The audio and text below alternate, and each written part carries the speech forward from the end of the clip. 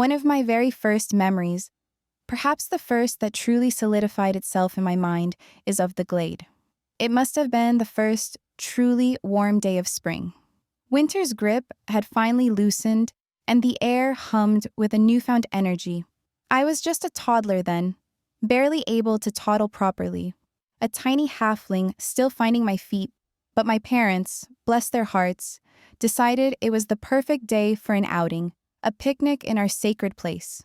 I remember the feeling of my small hand enveloped in my father's larger, calloused one as we walked. His hand was always warm and smelled faintly of wood smoke and earth, comforting scents I knew even then. The forest floor, still damp from the melting snows, smelled of rich earth and the promise of new growth. Tiny green shoots, pale and hopeful, were just beginning to unfurl from the brown leaf litter. Sunlight, dappled and warm, filtered through the nascent leaves of the ancient oaks that ringed the glade, painting shifting patterns on the path ahead. Inside the glade itself, the air felt different, stiller, somehow lighter, almost hushed. The pool at the center shimmered, fed by the secret spring, and the moss underfoot was springy and soft beneath my clumsy steps, like walking on a living carpet. Mama spread our patchwork blanket near the whispering spring. It was a riot of greens and browns, sewn from scraps of old clothes, each patch holding a memory I was too young to grasp, but somehow felt.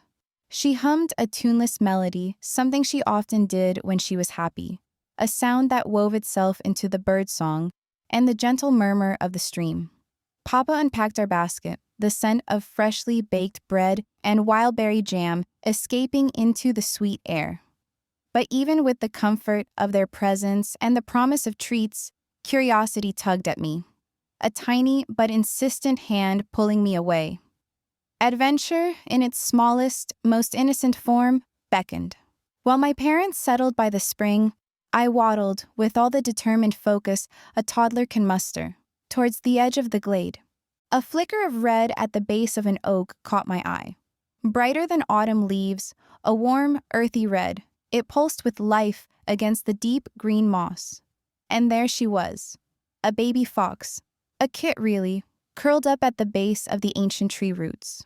Her paws were bigger than my whole hand, impossibly delicate, and her eyes were like shiny black beads, wide and watchful. Joy sparked in my chest, pure and bright, a feeling so sudden and strong it almost made me giggle. She looked as curious about me as I was about her. Hesitantly, I reached out a chubby hand, fingers trembling with excitement, and she, just as tentatively, sniffed my fingers, her nose twitching, whiskers brushing my skin like tiny feathers. Then, as if an unspoken agreement had been reached, a silent language understood only by children and wild things, we were playing. All afternoon, it seemed, we tumbled in the mossy grass, chasing each other in dizzy circles until we were both breathless and giggling. Me with happy shouts, her with playful yips. Songbirds trilled from the branches above, their melodies weaving around our laughter. And chipmunks, bolder now, peeked out from the oak roots to watch our game, their tiny eyes bright with curiosity too. My parents, their faces soft with amusement and a quiet, knowing joy, simply let me be, trusting in the glade's gentle magic and the bond forming between a halfling child and a fox kit.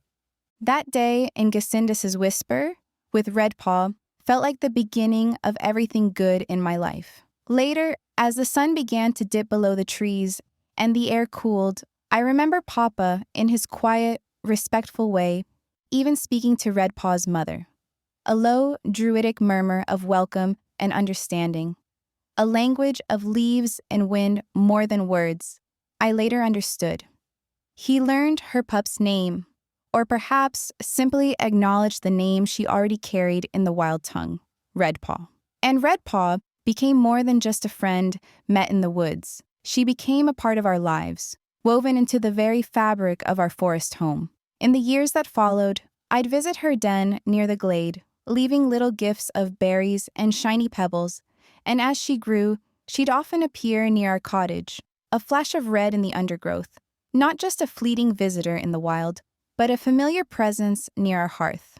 Sometimes, on colder nights or during a storm that rattled the cottage walls, Red Paw would even curl up by the hearth in our cottage, accepted as one of the family, a wild heart welcomed into our humble home, forever bound to the green, soft, secret-smelling glade of my first memories.